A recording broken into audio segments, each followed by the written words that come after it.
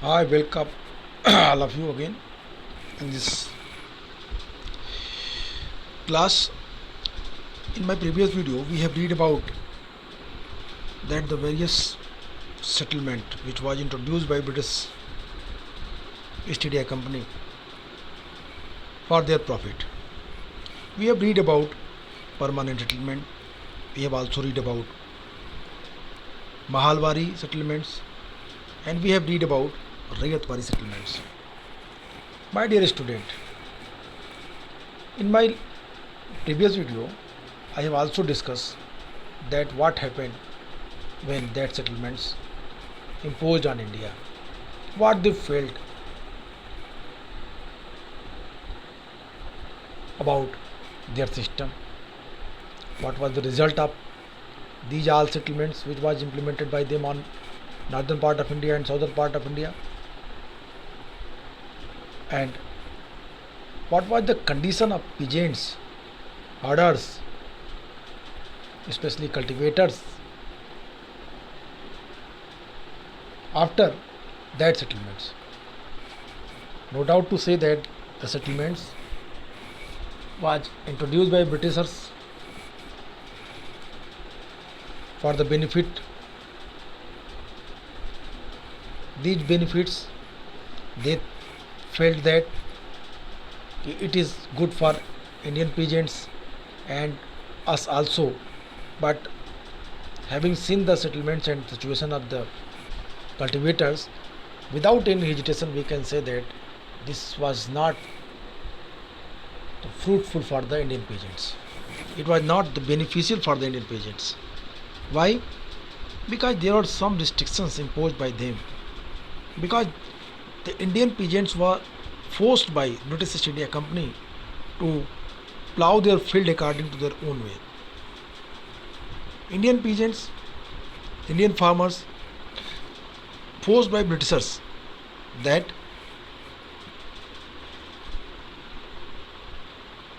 you have to sow particular crops which we want, which is requirement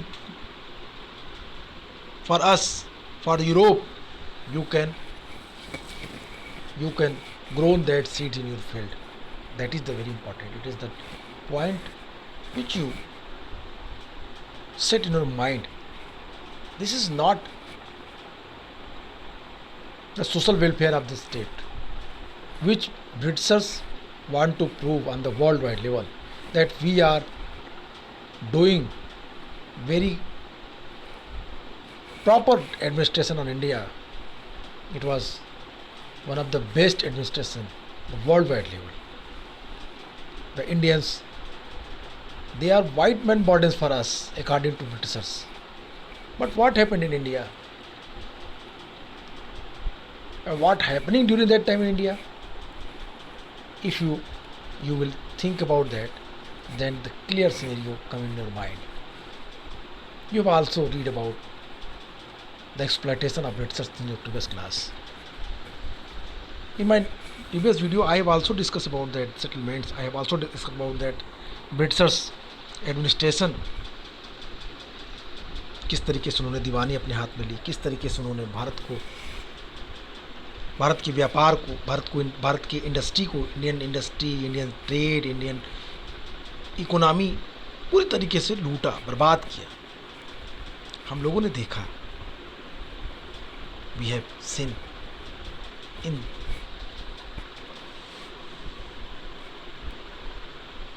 the last chapter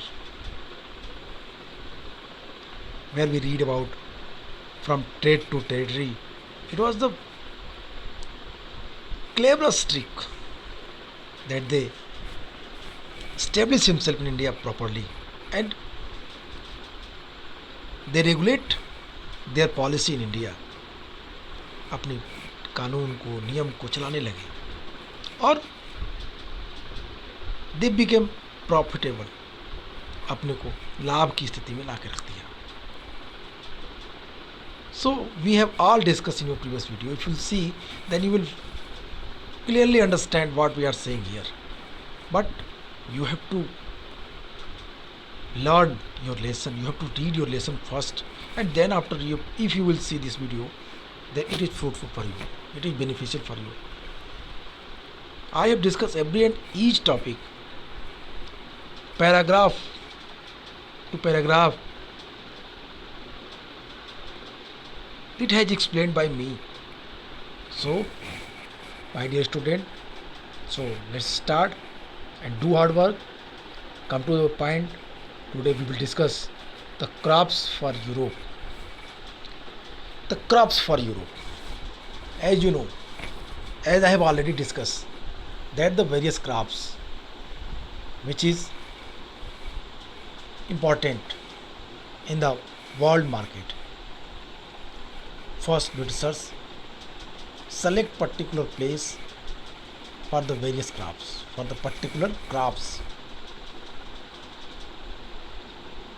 They focus the crop production. They focus particular those crops which is required by Europeans, जो उनके लिए आवश्यक थी, उनकी मांग थी. What they asked for, they decided कि वो भारत के खेतों से वही उपजाएंगे, वही निकालेंगे, और उन्होंने इस तरह की खेती शुरू की. देखते हैं क्या कहता है आपका book. Okay, late us come your topic, crops for the Europe. The British also realized that the countryside could not only yield revenue, it could also grow the crops that Europe required by the late 18th century. The company was trying its best to expand the cultivation of opium and indigo. Please point out that crops, opium and indigo. Dear student, what the crops which name is mentioned here, opium and indigo, their demand is very high now that time and during that time also.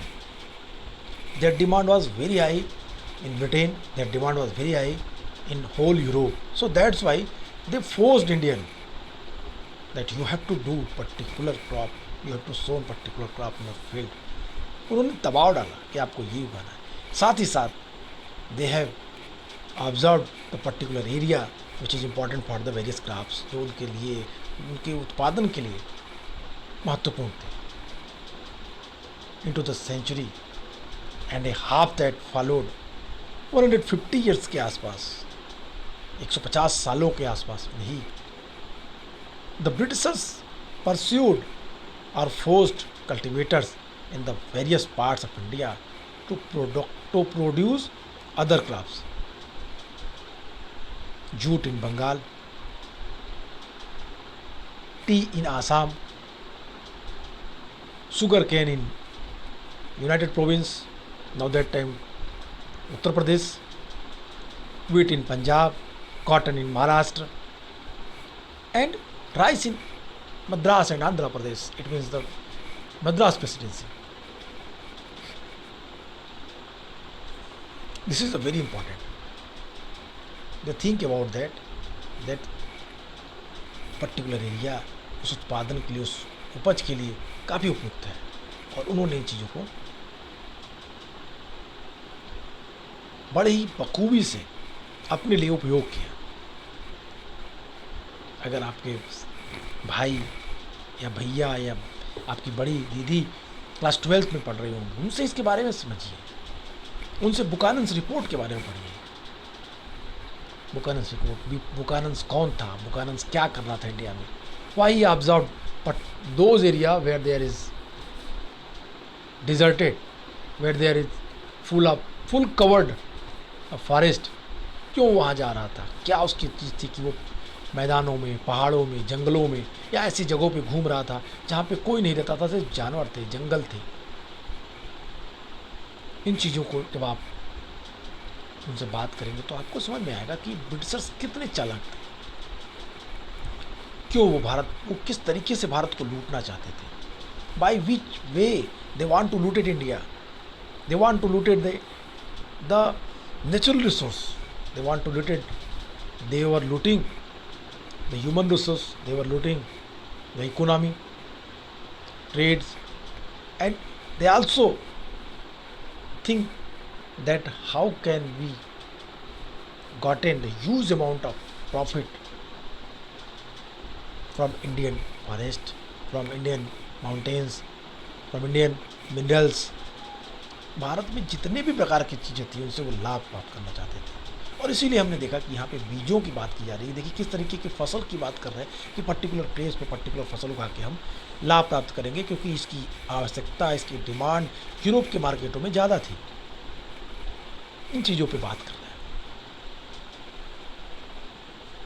महत्वपूर्ण बात है। कहता है ध्यान से देखिए line को, अगर आप देखेंगे, if you will see this line very carefully then you can get it what we are discussing here, what I want to understand you. मैं आपको क्या समझाना चाहता हूँ, ये चीज़ें आप समझ सकते हैं। The optimistic officials had the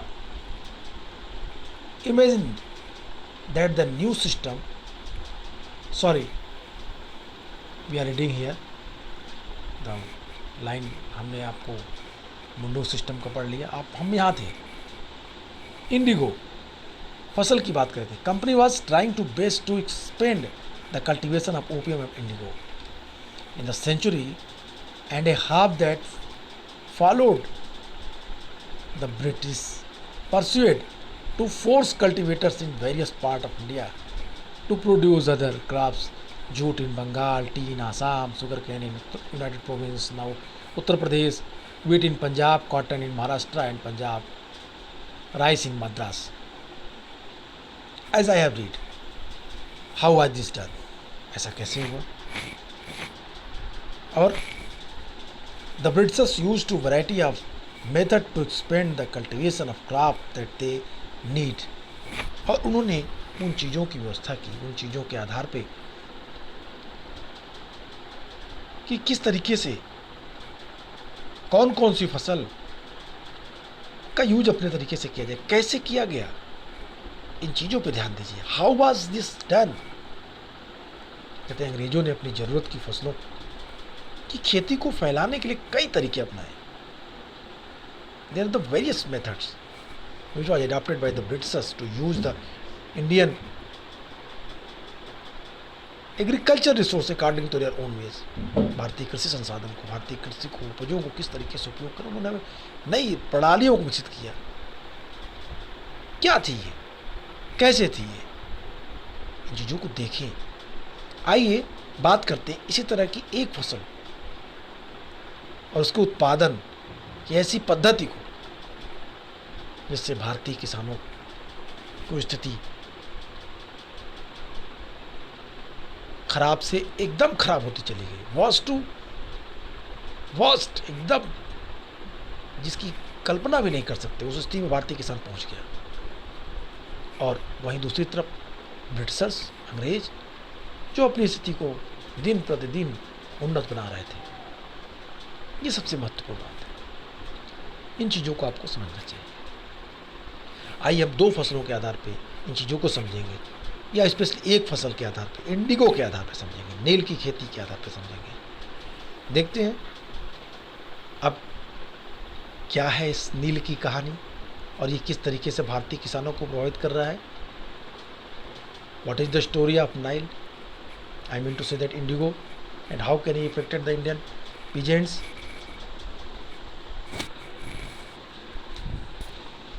वहाँ गए नहीं है,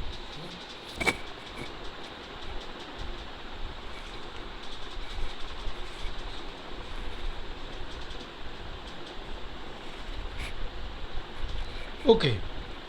क्या रंग इंडिगो ने, how can affected the Indian agriculture system, and does colour have a history, क्या रंगों का भी कोई इतिहास है, इन चीज़ों पे देखेंगे।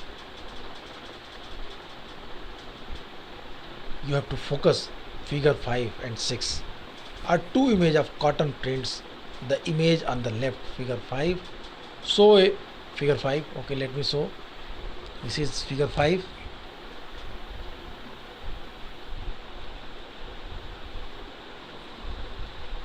Okay, I hope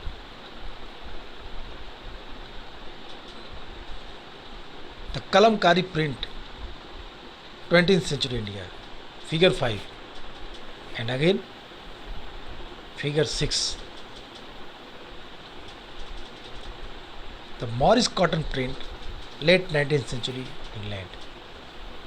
आपके सामने दो प्रिंट दिखाई दिए। ये कपड़े पे छपाई करने के तरीके थे।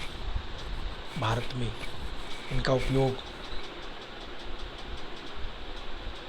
और ब्रिटेन के कपड़े पे किया गया उनका उपयोग। दोनों के कलर, दोनों की डिजाइनिंग, दोनों की क्वालिटी में डिफरेंस था और इसीलिए भारतीय कपड़े विदेशी मार्केट में पूरी तरीके से भारत में चले गए।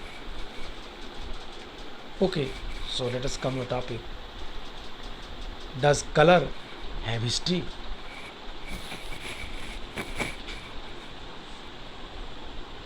Figure 5 and 6 are two images of cotton print. The image on the left, figure 5, shown the Kalamkari print created by weavers of the Andhra Pradesh in India. On the right is the floral cotton print designed by produced by William Morris, a famous poet and artist of 9th century Britain. There is one thing common in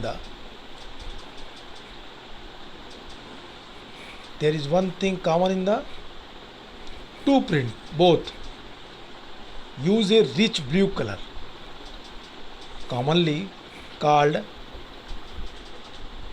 indigo. Do you know how this color was produced? कैसे ये रंग बनाए गए होंगे? कभी आपने इसमें सोचा? Again, you can observe figure 5 and 6 and imagine the color that was filled in this. How can they produce it? कैसे बनाया होगा ये?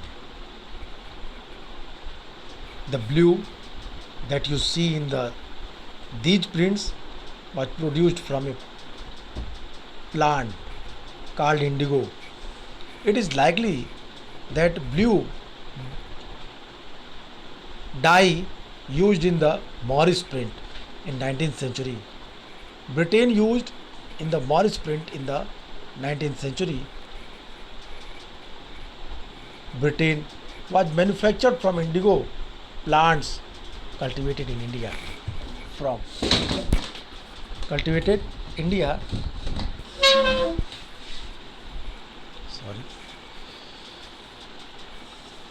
The blue that you see in the prints was produced from the plant called indigo. It is likely that the blue dye used in the Morris prints in the 19th century. Britain was manufactured from indigo plants cultivated in India. For India was the biggest supplier of indigo in the world at that time. Here clear mention that India was the bigger supplier of the indigo in worldwide level. Bharat नील के उत्पादन में सबसे बड़ा उत्पादन करता था, सबसे बड़ा निर्यातक देश के रूप में था। अगर आप ऊपर के छापों को ध्यान से देखे होंगे तो उसमें जो नीला रंग दिखाई दे रहा है वह नील नाम के एक पौधे से निकाला जाता था जो भारत में बोया जाता था। इस बात की काफ़ी संभावना है कि 19th सेंचुरी में ब्रिटेन में मॉरिस के छापों में इस्तेमाल किया गया नीला रंग भारत में उगने वाले नील के पौधों से ही तैयार किया गया। इस समय भारत दुनिया में नील का सबसे बड़ा स्रोत था। इसीलिए अंग्रेजों ने भारतीय नील की मांग बढ़ा दी, भारतीय नील को फोकस किया। That's why Britishers focus the Indian crop Indigo को उन्हें ध्यान दिया। अब नेक्स्ट टॉपिक है why the demand for Indian Indigo. भारतीय नील की मांग क्यों थी? The Indigo plant grows primarily in the tropic By the 13th century, Indian indigo was being used by cloth manufacturers in Italy, France, and Britain to dye cloth. However, only a small amount of Indian indigo reached the European market and its price was very high. European cloth manufacturers therefore had to depend on another plant called wood to make violet and blue dyes. Being a plant of the temperate zone, wood was more easily available in Europe. It was grown in northern Italy, southern France, and the part of Germany. And Britain, worried by the competition from indigo, wood was more easily available in Europe.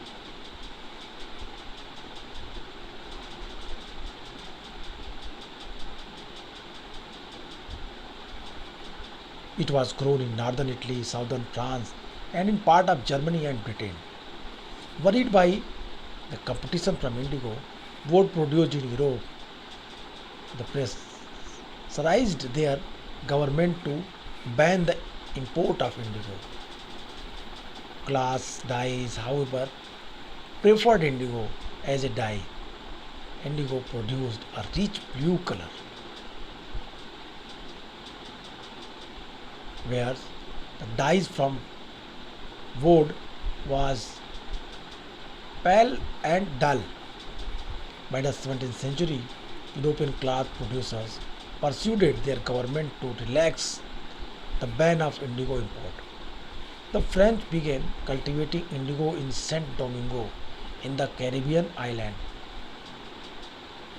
The Portuguese in Brazil,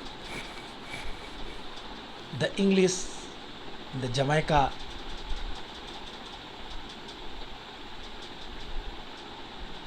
and Spanish in Venezuela. Indigo plantation also came up in many parts of North America. By the end 18th century, the demand for Indian indigo, grew further.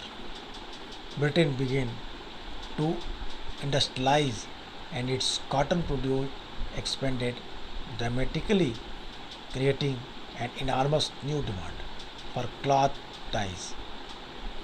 While the demand for indigo increased, its exciting supplies from the West Indies and America collapsed for the variety of the regions between 1783 and 1789.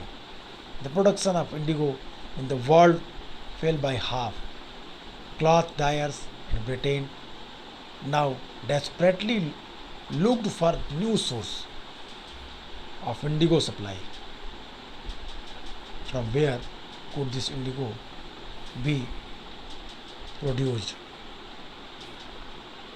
That is the whole topic which we read here. Okay, let us come paragraph to paragraph. We will discuss Nile, the indigo. Nile, it means Nile. Sorry, I will repeat that word Nile. Nile. There is no word of Nile. Nile. In Hindi, we are using. You are familiar with the word Nile. Indigo. Indigo plants grow primarily in the tropics. नील का जो पौधा होता है वो उष्णकटिबंधीय इलाकों में होता है, ट्रॉपिकल रीजन में होता है. 13th सेंचुरी के आसपास इटली, फ्रांस, ब्रिटेन के कपड़े या कपड़ा उत्पादक कपड़े की रंगाई के लिए भारतीय नील का इस्तेमाल होता था. In 13th century it was huge amount of Indian indigo used in cotton industry, textile industry, but gradually the situation has changed. परिस्थितियाँ बदली. However, only small counters amounts of Indian indigo reached the European market and its price was very high. No doubt the Indian indigo and their demand was very high, so that's why their rate is also high. भारतीय नील बहुत थोड़ी मात्रा में ही यूरोपीय बाज़ारों तक पहुंचती थी, इसलिए उसकी कीमत बहुत ऊंची थी। इसीलिए यूरोपीय कपड़ा उत्पादकों को, जो यूरोपियंस क्लॉथ मैन्युफैक्चरर थे, they had to depend on another plant called woad to make violet and blue dyes. उनको एक वुड नामक पौधे पर निर्भर होना पड़ता था, जिससे वो बैगनी और नीले रंग बनाते थे। वुड पौधा शीतोष्ण क्षेत्र में उगता था। वुड पौधा का जो क्लाइमेट थी वो टेम्परेट जोन में थी, और इसलिए वुड पर्याप्त मात्रा में यूरोप में पाया जाता था।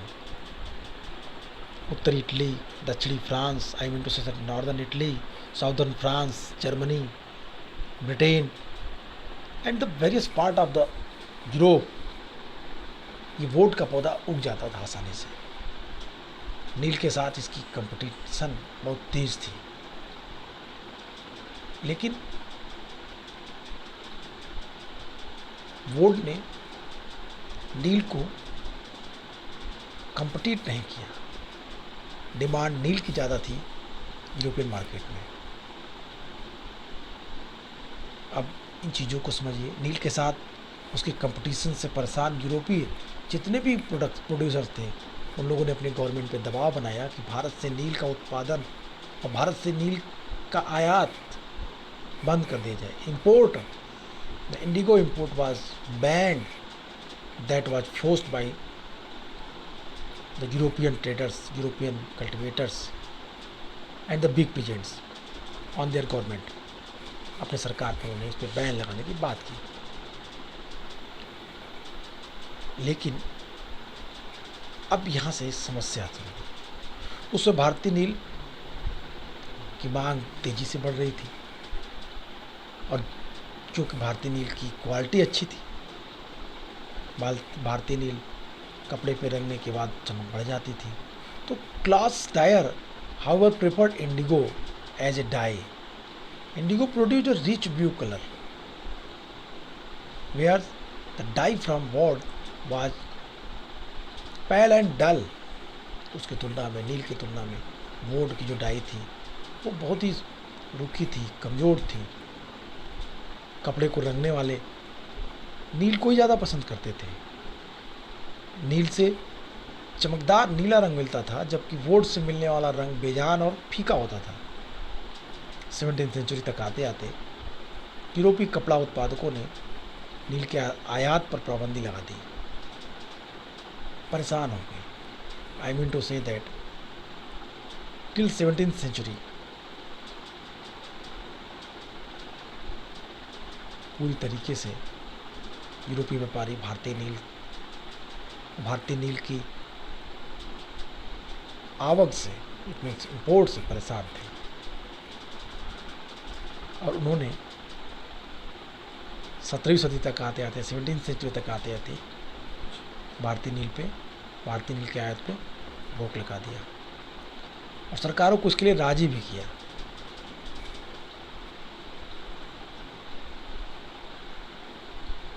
Cloth producer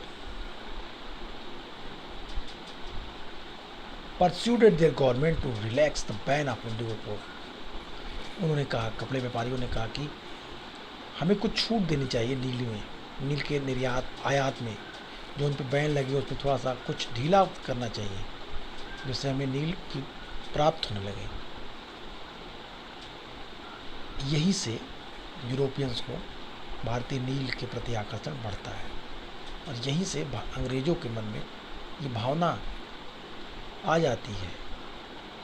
that's idea came into the mind of Britishers that they have to started the indigo agriculture in India, in their colony। यहीं से उन्होंने इसके बारे में सोचा। यूरोपीय कपड़ा उत्पादकों ने नील के आयात पर लगी पाबंदी में ढील देने के लिए अपनी सरकारों पर दबाव बनाया। फिर कैरेबियाई द्वीप, कैरेबियन आइलैंड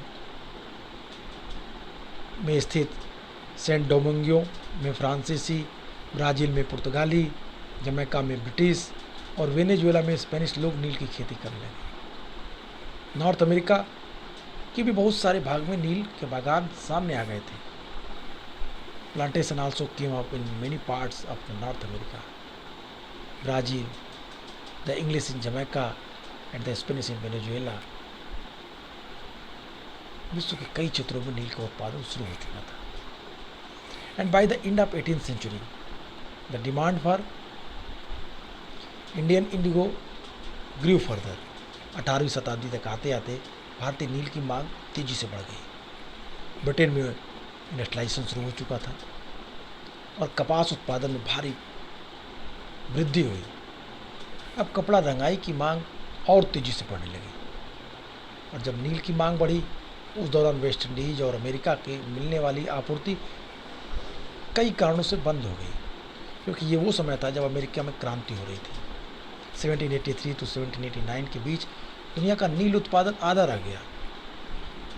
ब्रिटेन के कपड़ा व्यापारी अब नील की आपूर्ति के लिए बेचैन हो गए और उन्हें एक नई जगह की तलाश थी। ये नई जगह कहाँ थी? No doubt to say that this was that new destination that was India. ये नई जगह इंडिया थी अंग्रेज़ों के लिए, और अंग्रेज़ों ने भारत में नील की खेती में अपना इंटरेस्ट तेज किया। नेक्स्ट टॉपिक आपका है ब्रिटेन टर्न्स टू इंडिया। और अब इस प्रकार जो ब्रिटिशर्स थे वो भारत की तरफ मूव किए। भारत में नील की व्यापार के लिए और विदेशी प्रतिस्पर्धा कंपटीशन से निपटने के लिए उन्होंने पूरा फोर्स लगा दिया, ताकत लगा दी। That is the very important. In this paragraph we have discuss about that the indigo and the problem of indigo production. हमने उसके कंपटीशन पे बात की, हमने इन सारी चीज़ों पे बात की कि क्यों अंग्रेज इंडिगो के प्रति आकर्षित हुए और अब वो भारत की तरफ इसके लिए क्यों देख रहे थे। नेक्स्ट टॉपिक हम इसे बात करेंगे। आज के लिए इतना ही। Good bye and take care.